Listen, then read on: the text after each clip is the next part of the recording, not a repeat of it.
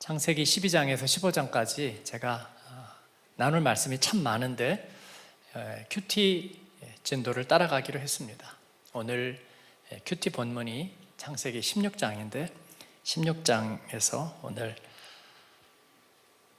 아브라함과 사라가 축복의 약속 이후에 어떻게 시련을 겪고 또 이겨내는가, 이를 여러분과 함께 나누려고 생각합니다. 첫 번째 제목은 믿음의 시험입니다. 굳이 영어로 옆에다가 써놓은 것은 시험하면 연단 혹은 고통, 어떤 시련을 생각하기 쉽기 때문에 이 시험은 그냥 시험입니다. 테스트. 하나님께서 우리에게 주시는 하나의 테스트라는 의미를 말씀을 드리고 싶습니다. 산을 좋아하시나요? 산을 오르는 것을 좋아하는 사람들은 굉장한 그 기쁨을 거기에서 맛봅니다. 그런데 그 기쁨이 참 요상한 것이 길이 좋아서 기뻐하지 않는다는 것이죠. 산은 힘이 듭니다. 그리고 산은 항상 정상을 향해 올라가는 길입니다. 그런데 그 정상을 향해 올라가는 데는 굉장한 고통이 따르고 또 위험도 있습니다. 그렇기 때문에 굉장한 인내를 요구하는데, 왜 기뻐하느냐? 고통스러운데 왜 기뻐하느냐? 그 고통이, 그 인내가 반드시 보상받는다는 데 있습니다. 산을 오르는 사람은 반드시 정상이 있다는 걸 알고 있고, 그리고 반드시 정상에 오르게 되는 것입니다. 골짜기를 올라갈 때는 정상이 보이지 않아요. 그래서 이정표를 보고 정상을 향해 가는데 기대감을 가지고 또 믿음을 가지고 올라가는 것이죠. 그러다 보면 어느 순간에 시야가 확 트이면서 정상이 보입니다. 이것을 심리적인 전문가들은 정상 체험, 산꼭대기 체험, 그렇게 얘기를 하더라고요. Mountain Top Experience, 그렇게 얘기를 해요. 우리 인생에도 어떤 삶의 한 목적이, 그 목적지가, 그 목적의 끝이 한번 확 보이는 경험이 있다는 거예요. 공부하는 아이들이 어느 날 갑자기 목적이 생겨버렸어요. 그래서 그렇게 공부 안 하고 몸살을 해대던 애가 공부를 해요. 참 별난 일이 세상에는 다 있구나. 부모님들이 놀라는 거예요. 제가 공부를 다 하다니 목적이 생겨버렸어. 그것을 정상체험이라고 말하는 거죠. 그런데 정상이 도달한 것은 아닙니다. 그 정상을 바라보고 시야가 확 뚫린 다음에도 가야 될 길이 한참이 더 있습니다. 그래서 우리가 산을 올라가 보신 분들은 알지만, 그리고 나서 정상이 이제 금방 손에 잡힐 듯이 있구나 하고 모퉁이를 돌아보니까 봉우리가 또 나타나요. 봉우리를 돌아가면 이게 마지막이겠지 그랬는데 또 봉우리가 나타납니다. 그렇습니다. 그래서 금강산 12,000봉 아니겠습니까? 주여. 약을 올리는 것 같습니다. 그러다 보니까 체력은 바닥이 나고 마음은 실망이 됩니다. 봉우리를 넘고 또 넘어야 하는 그리스도인의 삶은 정상을 정복하는 과정과 같다는 것이죠. 그리스도인의 삶을 쳇바퀴라고 생각하시는 분들이 있습니까? 그런 분들은 아마 이 자리에 없을 거예요. 아마 가다가 그만 지쳐버렸을 것입니다. 그냥 쳇바퀴처럼 도는 것인데, 아니면 나는 목사님 그렇게 욕심이 없어요. 그냥 위로받고 마음 평안하면 그것으로 족합니다. 미안합니다. 그렇지 않습니다. 인생은 그렇지 않습니다. 하나님께서는 우리들에게 목적지를 설정해 놓으시고 정상을 향해 오르게 하십니다. 그것은 꼭 1등이거나 최고가 된다거나 그런 의미를 말하는 것이 아닙니다. 목적을 말하는 것입니다. 목적. 주님은 나의 최고봉, 그리고 내 인생의 마운틴탑을 향해서 하나님은 우리에게 가게 하시는데, 그러기 위해서 우리에게 하나님의 축복의 약속을 주십니다. 아까 찬양한 베델에서의 하나님처럼 축복의 설계도를, 그 청사진을 보여주시고 우리들에게 그 하나님의 정상 체험을 하게 하십니다. 그리고 그 다음에는 이제부터는 우리에게는 인내가 요구되는데, 그 다음에 하나님은 우리를 시험하기 시작합니다. 테스트하기 시작해요. 그 정상까지 갈 수 있는지 가도록 우리를 테스트하십니다. 왜 그럴까요? 왜냐하면 정상을 향해 가는 것은 믿음이 없이는 갈 수 없기 때문입니다. 내가 인내를 발휘하고 고통을 참고 이겨내야 하는데, 그래서 나의 그 한계와 싸우고 그 경계를 벗어나지 않기 위해서 애를 써야 하는데, 누가 그렇게 할 수 있죠? 누가 그런 나를 강제할 수 있죠? 믿음만이 할 수 있습니다. 내가 그 믿음을, 정상에 대한 믿음을 가지고 있을 때만이 나는 그 경계선을 벗어나지 않고, 그리고 인내를 할 수 있다는 것입니다.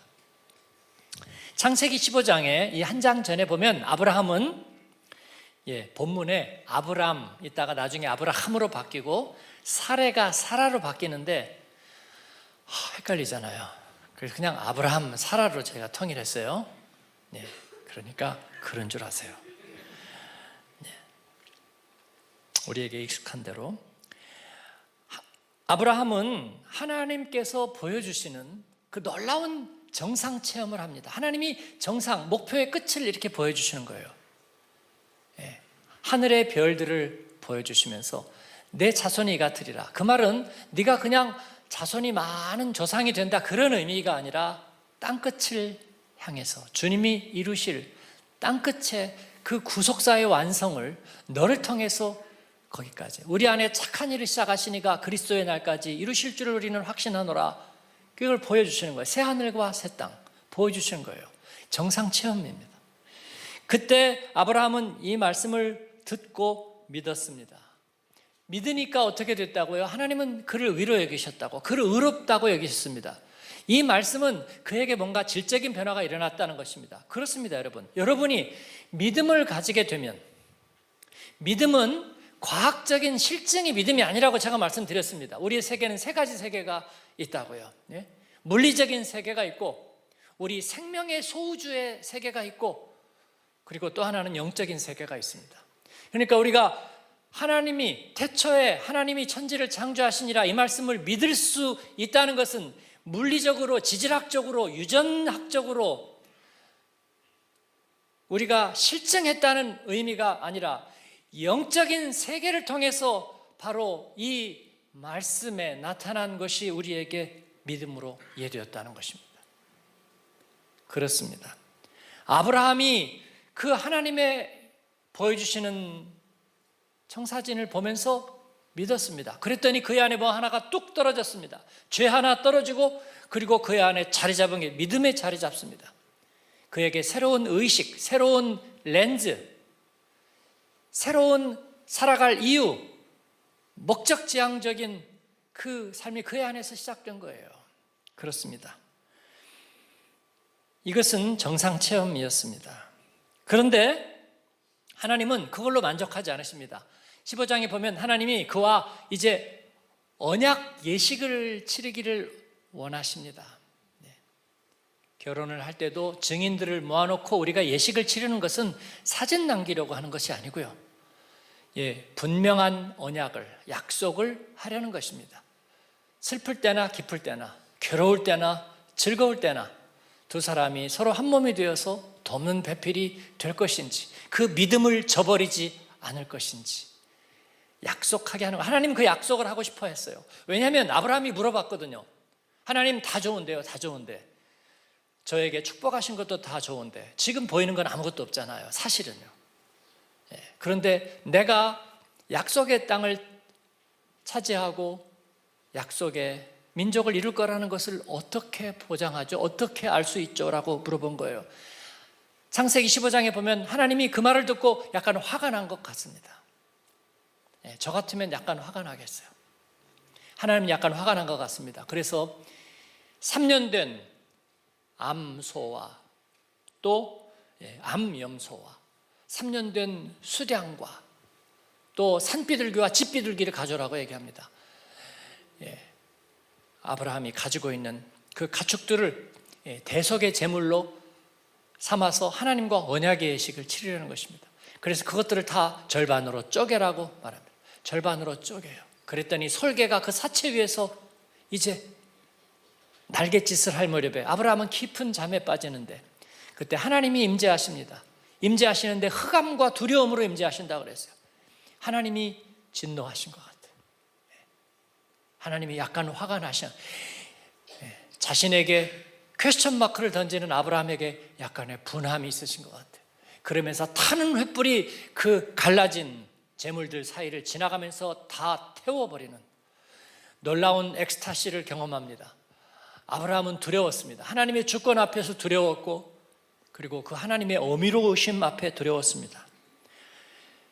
하나님은 그 가운데에서 얘기하시는 거예요. 내가 너에게 한 약속을 다 이루리라 얘기하는 거예요. 만약에 내가 너에게 지금 눈앞에 보이지 않는다고 해서 내가 너에게 한 약속이 거짓이라면 내가 존재한다는 것 자체가 거짓이다.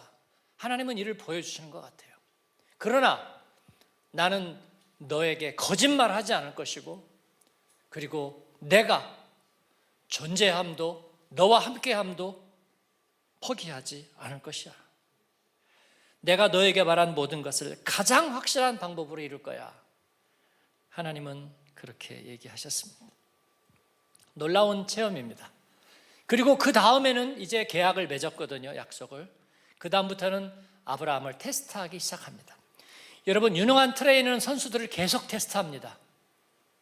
왜냐하면 그 인내의 시험을 이겨낼 수 있을 만한 믿음이 그 안에 있는지를 테스트하는 것입니다. 예.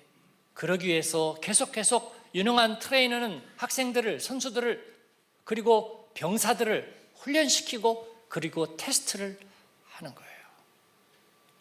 저희 임직 대상자들도 제가 테스트를 할 겁니다. 하고 다시 영적 습관들을 다시 돌려놓을 것입니다. 명분만의 그리스도인은 누구라도 할 수 있습니다. 마귀는 전혀 두려워하지 않습니다. 우리는 하나님 앞에 유능하고 그리고 진짜 모델이 되는 하나님의 사람들을 세우고 싶습니다. 하나님은 이제 믿음의 테스트를 하기 시작하는데 그 첫 번째 테스트가 뭐였느냐면 구속사를 이루는 그 꼭지점이잖아요. 그리고 그들에게 이제 믿음의 경건한 자손들을 이루어 가야 되는데 아이를 못 낳아요. 가장 결정적인 조건이 부족한 거예요. 그렇기 때문에 이것은 굉장히 중요한 테스트가 되었습니다. 저희 교회 자녀 때문에 마음의 아픔도 있고 또 기다렸는데 또 얻지 못한 가정도 있기 때문에 이 불임의 주제는 제가 피하고 싶은 주제이긴 합니다. 그러나 성경은 단지 이 아이를 낳는 문제를 얘기하려는 것이 아니기 때문에 이 말씀을 나눕니다. 아브라함과 사라는 경건한 사람들입니다. 하나님의 축복의 약속을 받았습니다. 그런데 불임이에요. 어떻게 할까요? 세상은 걱정 없습니다. 왜냐하면 많은 대안들이 있기 때문입니다. 아내가 못 나오면 다른 아내를 데려오면 되고 남편이 못 나오면 다른 남편 데려오면 됩니다. 그것도 아니라면 생각을 바꿔버리고 목적을 수정해버리면 되는 것입니다. 인간이 하나님을 따라면서 하기 시작한 것은 뭐냐면요, 궤도 이탈입니다. 하나님만이 왜 궤도를 정해줘? 내 인생의 주인은 나야. 그래서 다시 redefine 하는 것입니다. 제 정의를 내리는 거예요. 결혼에 대해서 다시 제 정의를 내립니다. 그래서 가정이 하지 못하니까 넓히면 되잖아. 그래서 일부 다차가 되고 일처 다부가 되고 그렇게 하는 것입니다. 모노가미, 폴리가미. 그리고 사람들이 말합니다. 성경에 다 있잖아. 일부 다처제 성경에서 다 얘기한 거잖아. 하나님이 만들어 놨는데 이랬다 저랬다 한 건 아니냐? 천만의 말씀입니다. 여러분, 그것은 인간이 문화를 통해서 자기들이 만들어 놓고 선택한 거예요. 아브라함 때 이미 일부 다처와 같은 첩을 두는 그리고 씨바지를 두는 이런 일들이 얼마든지 있었습니다. 그러나 하나님께서 주신 명령은 창세기 2장 몇 절이에요? 24절이죠. 이러므로 남자가 부모를 떠나 그의 아내와 합하여 둘이 한 몸을 이룰지로다. 아멘이신가요? 하나님께서 우리에게 주신 가정에 대한 규범은, 명령은 바로 이 말씀입니다. 요한계시록이 아니라 창세기 2장에 하나님께서는 이미 주셨습니다. 그러나 하나님께서는 당연히 자발적인 순종을 기대하십니다. 선악과에 대해서 그래 하셨듯이 하나님과 언약을 맺지만 강제하지 않으셨어요. 하나님께서는 우리에게 자발적인 순종을 원하십니다. 이것이 하나님의 형상으로 지음받은 인간의 존엄성입니다. 사랑하기 때문에 자발성을 원하시지만 그러나 하나님의 그 규범에 대해서는 양보가 없으세요. 그러나 하나님을 떠난 인간 문화는 다른 방법을 찾았습니다. 당연히 찾았습니다. 일부 다처제도 동성애도 이러한 하나님의 명령을 떠난 인간의 선택입니다. 우리 아이들이 학교에서 토론을 하는데 동성애에 대해서 얘기를 하니까 우리 교회 아이들, 초등학교 아이들이 되게 잠잠하고 있는데 왕따가 되지 않으려면 얘기를 했대요. 하나님이 나는 하나님 믿으니까 동성애를 찬성하지 않는다. 그랬더니 누가 쏘아붙였대요. 그럼 하나님이 동성애를 왜 만드셨는데? 제가 있었으면 하나님이 만드신 거 아니거든. 그걸 영어나 독일어로 해야 될 텐데. 네. 그렇습니다. 인간이 선택한 거죠. 사라는 남편에게 조언을 주었습니다. 그 시대 문화가 주는 조언을 주었습니다. 왜냐하면 다른 방법이 없다고 생각했기 때문입니다. 씨바지를 구하게 했습니다. 여자 몸종을, 이집트에서 온 여자 몸종을 통해서 씨바지를, 그래서 아이를 남편에게 낳도록 했습니다. 사라는 왜 그렇게 했을까요? 불임은 그녀에게는 뭔가 곤혹스러운 주제였을 겁니다. 그래서 자기가 어떻게인가 소리 없이 해결하고 싶었는지 모르겠습니다. 아쉽습니다. 그럴수록 하나님을 신뢰했어야 됩니다. 그럴수록 더 기도하는 기회로 삼았어야 됩니다. 그럴수록 하나님 편에 서 있어야 되었습니다. 하나님의 약속을 받았잖아요. 그러니까 하나님이 이를 어떻게 이루실지에 대해서 더 기대하고 눈을 똑바로 뜨고 궤도를 이탈하지 않고 인내하고 사모해야 될 일이었습니다. 그런데 여기에 필요한 게 딱 하나 있습니다. 믿음입니다. 믿음이 있어야 되는 거예요. 여러분, 제가 100m를 예로 듭니다. 100m 경주자들이 100m를 앞에 이렇게, 이거 디딤대를 뭐라고 그래요? 하여튼 있다고 합시다. 디딤대를 뒤굽고 앞에 바라보면 불과 100m입니다. 불과 100m. 우사인 볼트는 100m면은 몇 발자국 갈까요? 한 50발자국이면 갈 겁니다. 한 번에 한 2m씩 뛰어서 50발자국 하면 100m인데, 그러나 그 100m의 심리학은요 간단치 않습니다. 굉장한 믿음이 필요합니다.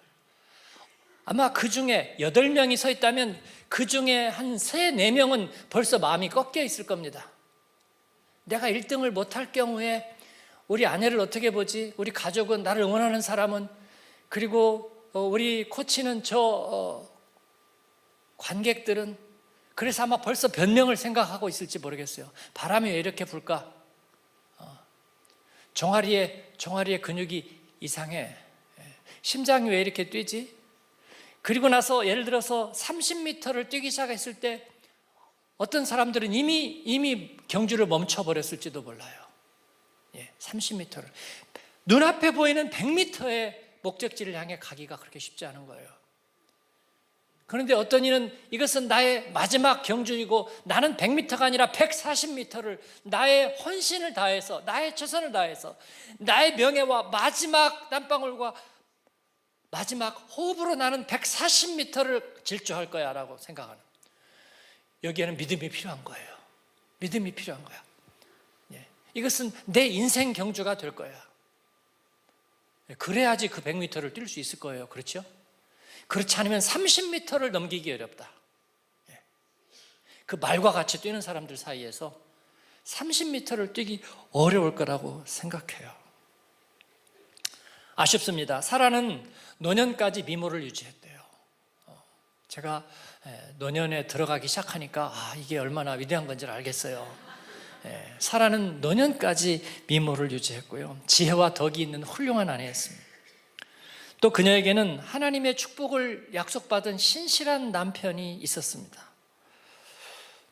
그런데 결정적인 핸디캡이 있습니다. 불임이라는 고통이 있었어요. 그렇다고 해서 그 모든 훌륭한 축복들이 갑자기 저주가 되는 것은 아니잖아요. 그런데 우리는 그러려는 경향이 있습니다. 한 가지가 안 되면 좋은 모든 것을 다 부정하려는 경향이 있습니다. 이것이 불신앙이에요. 불신앙은 그렇게 만들어요. 한 가지에 낙심하는 것이 아니라 모든 것을 싸잡아서 하나님이 있으면 왜 이런 일이 생겨? 왜 하나님이 이렇게 하는데? 그렇습니다. 불임도 사례는 하나님이 주신 거라고 생각했어요. 맞습니다. 주시는 이도 취하시는 이도 하나님이시고 하나님이 뭔가에 여기에 관련되어 있는 것은 맞습니다. 바로 그렇기 때문에 우리는 하나님 편에 있어야 합니다. 순방향 가운데 있어야 됩니다. 100m 주자는 목적지를 쳐다봐야 되는 거예요. 그리고 트랙을 벗어나면 안 됩니다. 그 경계선을 벗어나면 안 되고요. 순방향 안에 있어야 되는 거예요. 그런데 하나님부터 반대편에다 놓고 시작합니다. 내 믿음부터 꺾어놓고 시작합니다. 그러면 방법이 없는 거예요, 여러분. 그러면 방법이 없어요. 암투병하고 또 여전히 진행 중이고 그 다음에 치료 가운데 있는 우리 교우들이 있습니다. 우리가 같이 그렇게 약속했습니다. 그렇기 때문에 하나님을 의심하고 믿음을 버리고 낙심할 준비부터 하고 있으면 100m 시작하기 전부터 지는 거예요. 우리가 그러지 않기로 했습니다. 같은 방향을 보겠다고, 하나님의 목적지를 보겠다고, 주님께서 치유해 주시는 주님의 방법을 보겠다고, 그리고 우리의 믿음의 테스트에서 이기겠다고. 그래서 함께 격려하고 한 가지 우리가 바라보면서 같이 싸우겠다고. 할렐루야. 임종의 자리에서도 나와 같은 마음, 같은 생각 가진 사람 한 사람이 있으면 되는 거예요. 저희 아버님은 세례받은 목사님에게 평생 신앙생활을 했고, 그리고 그 목사님에게서 집사되고 장로되고 또 20년간 재정을 섬기고 원로가 되고 그 목사님의 임종 자리를 지켰습니다. 목사님이 마지막에 위암으로 해서 경희대병원에 수술받고 그리고 이제 세상을 떠나셨어요. 그 목사님이 미국에서 온 의사 손자도 있고 아들들도 있고 자식들이 있는데 다 나가고 이 장로님 들어오라고, 제 아버님 들어오라고 그래서, 장로님 내가 천국 갈 건데 지금 너무 고통스러우니까 이거 모든 것 좀 다 빼고 천국 갈 수 있도록 내가 장로님에게 부탁하고 싶다고. 그렇게. 물론 제 아버님이 그 소원을 들어드리지 못했습니다. 어떻게 그렇게 하겠습니다. 법적으로 안 되잖아요. 기도해드렸고 위로해드렸다 그랬습니다. 저는 임종의 순간에도 우리와 같은 순방향, 같이 바라보는 사람 한 명 있으면 된다 생각해요. 하나님께서 우리와 같이 계시기 때문에. 그래서 믿음의 테스트, 바로 그 하나님이 나의 하나님이고 나와 함께 계시다는 그 믿음에 있으면 승리하는 거예요, 여러분.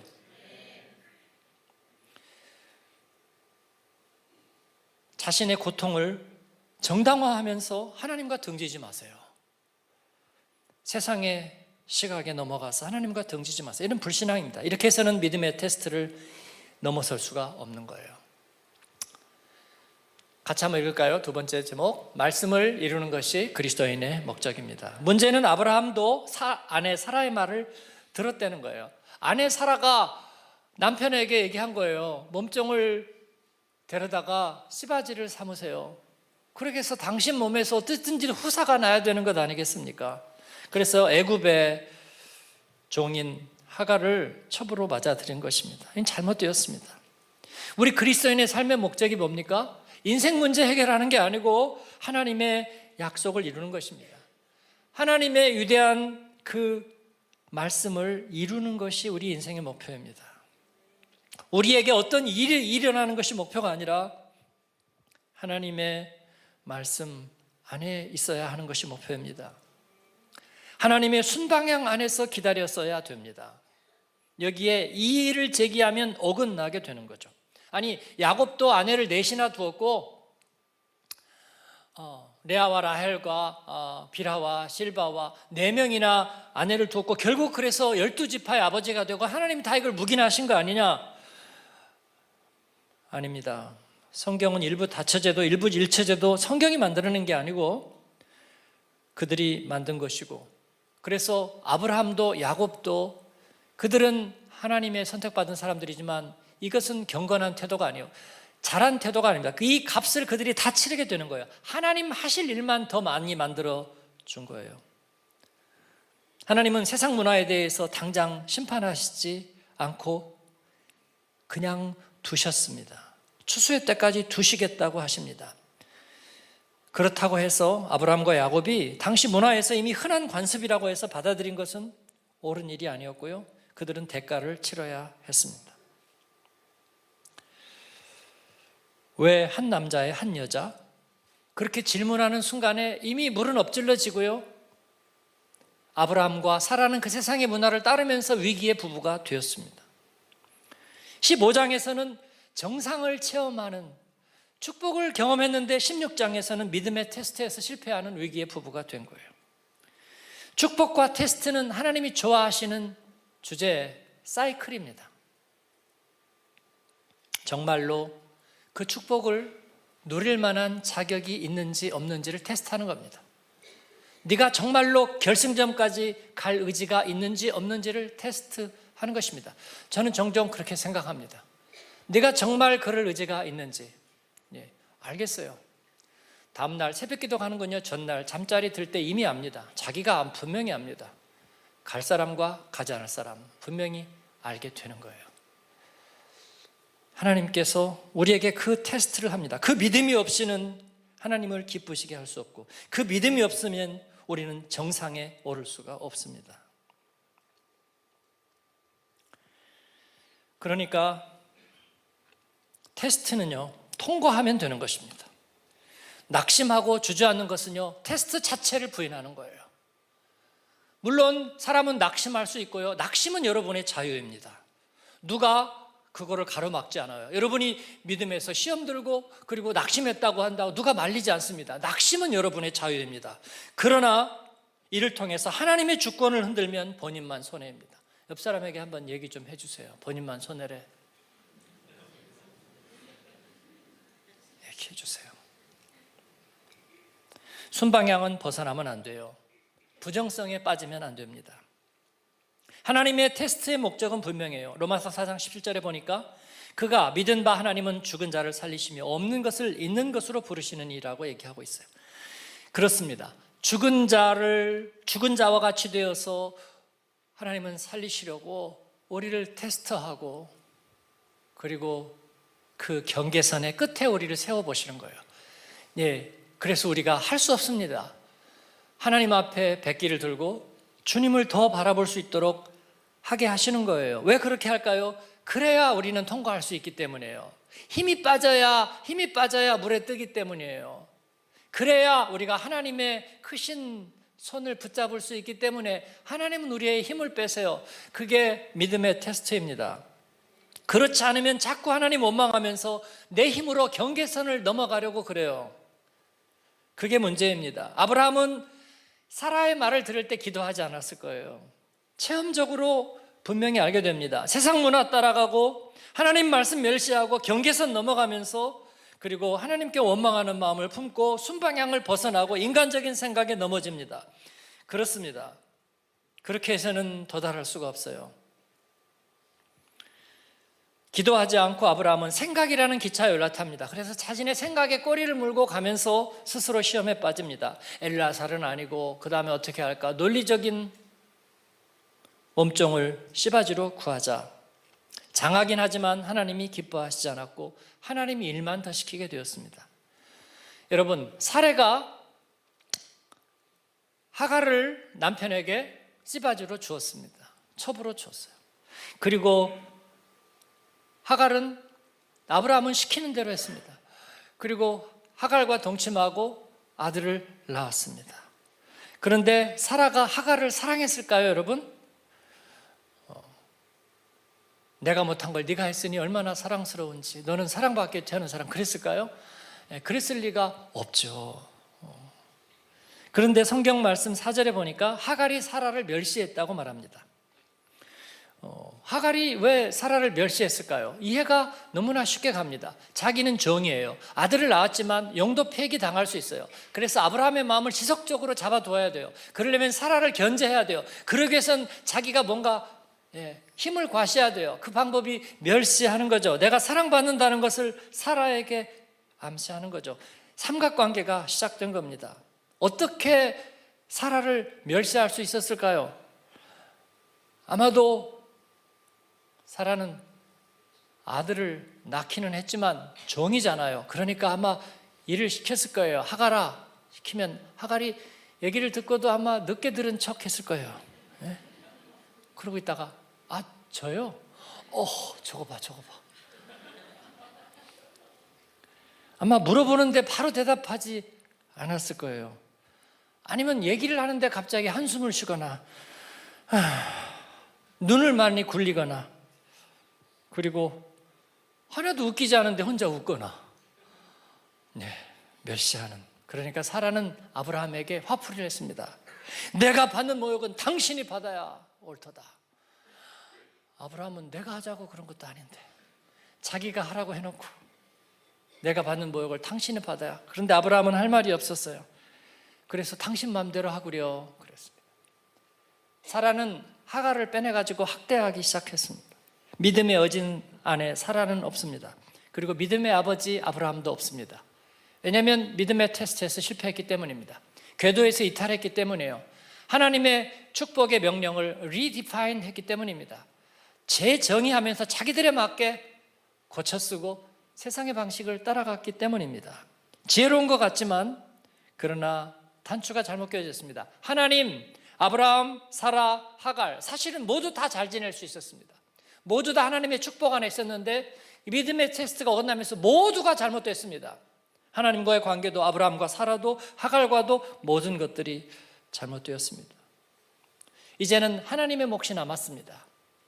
하나님이 할 일이 많아졌다고 그랬죠. 하갈은 달아납니다. 도저히 거기서 살 수가 없어요. 그리고 임신한 채로 달아나는 거예요. 하나님이 그녀를 너무나 불쌍하게 보십니다. 왜 불쌍하게 보죠? 아브라함과 사라 때문입니다. 아브라함과 사라는 그들이 믿음의 테스트에서 실패하지만 그러나 하나님의 약속의 통로입니다. 하나님은 그를 버리실 수가 없는 거예요. 그리고 그 가운데 희생자가 된 이 하갈이 너무 불쌍합니다.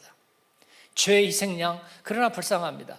그녀는 광야로 달아났는데요, 이 불타는 사막에 뜨거운 모래 위를 그녀는 임신한 채로 걸으면서 마실 물이 없어서 죽게 됐습니다. 하나님의 사자가 그에게 나타납니다. 그는 예수님과 같습니다. 예수님은 요한복음 4장에서 불행한 여인 사마리아 여인에게 남편이 5이 있었지만 지금 있는 남자도 자기 남편이 아닌 목마른 여인에게 나타나서 네가 목이 마르구나 라고 말씀을 건넵니다. 그 사자는 얘기합니다. 사라의 여종 하갈아, 그녀에게 깨닫게 해줘. 너는 사라의 여종이잖아. 사라의 여종이잖아 라고 그렇게 묻습니다. 그게 싫어서 왔는데 너의 현실을 인정하라고 얘기합니다. 받아들이라고 말합니다. 그녀의 마음을 낮춥니다. 다시 돌아가. 그게 너의 축복의 자리가 될 거야 라고 얘기를 하는 거예요. 일단은 돌아가라. 가서 아이를 낳아야 돼. 그리고 네가 어디로 가려느냐? 불같은 모래밭 위를 네가 걸어서 가려느냐?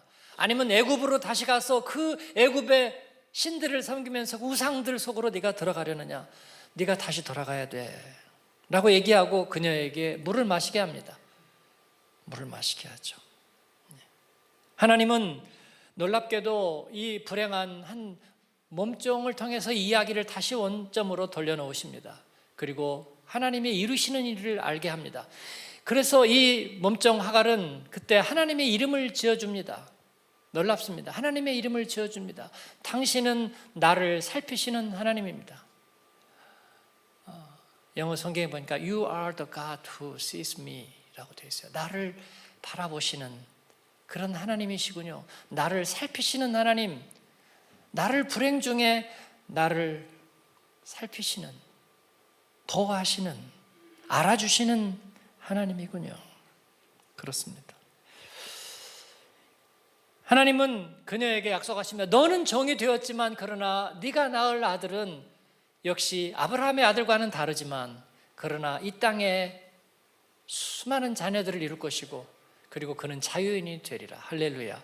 너는 종의 신분이 이 세상의 문화에 따라 죄에 따라 종의 신분이 되었지만 너의 아들은 자유인이 되리라. 그 아들이 이스마엘이고 아랍인의 조상이 되었다는 이야기가 있습니다. 그러나 이사야서 60장 7절에 보면 이스마엘이라는 이름 안 나오지만 이스마엘의 후예들이 하나님께로 돌아와서 하나님을 영화롭게 하는 이야기가 나옵니다. 그들 중에 예수님을 믿어 주님을 영화롭게 할 이들이 있다는 것입니다. 할렐루야. 그렇습니다. 그래서 우리는 순방향 하나님 편에 있어야 합니다. 나를 살피시는 하나님 앞에 있어야 합니다. 울더라도 씨앗을 뿌려야 하고 힘들고 고통스럽지만 트랙을 벗어나서는 안 됩니다. 순방향 가운데 있어야 하고 하나님을 원망하고 믿음에서 낙심하면 여러분 그것은 게임 끝입니다. 우리가 다시 재정의를 하면서 그릇된 길로 나쁜 길로 가게 되는 거예요. 그러면 하나님의 뜻을 어떻게 하느냐? 고아의 아버지인 영국 브리스톨의 조지 밀러는 2,000명 이상의 고아들을 섬기고 돌보면서 오직 하나님이 주시는 힘으로만 그 일들을 감당해냈습니다. 그에게 하나님의 뜻을 도대체 어떻게 하느냐 그랬더니 10가지 원칙을 얘기해 줬는데 그 중에서 5번부터 8번까지가 놀라운 이야기입니다. 5번째에서 그는 나는 하나님의 뜻을 나에게 알게 해주도록 기도합니다. 너무나 어처구니 없고 단순한 얘기 같지만 중요한 얘기예요. 정말 하나님의 뜻을 알고 싶어서 기도한다는 거예요. 기도가 하나님 창밖에 잠수교가 보여요. 그런 이야기가 아니고요. 독백, 방백, 그 다음에 무슨 얘기인지 모르는 그냥 허탄한 이야기가 아니라 정말 듣고 싶은 대답. 하나님 내게 알려주세요 라고 말을 하는 거예요. 여러분 그렇게 기도 한번 해보셨나요? 그렇게 기도 한번 해보셨어요? 진짜로? 예, 나에게 대답 좀 해봐 주세요 라고 한번 그렇게 기도해 보셨나요? 네. 그렇지 않다면 우리는 다 잠재적인 범신론자예요. 그냥 이따 치는 거예요. 하늘과 땅과 해와 별처럼 그냥 신이라는 존재가 있으려니 그러나 한 번도 나하고는 교감해 본 적이 없어요. 조지 밀러는 하나님의 뜻을 나에게 열어달라고 기도한다고 그랬습니다.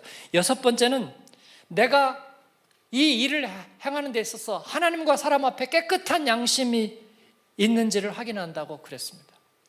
그렇습니다. 이건 모든 그리스도인에게 가진, 저도 그렇게 생각합니다.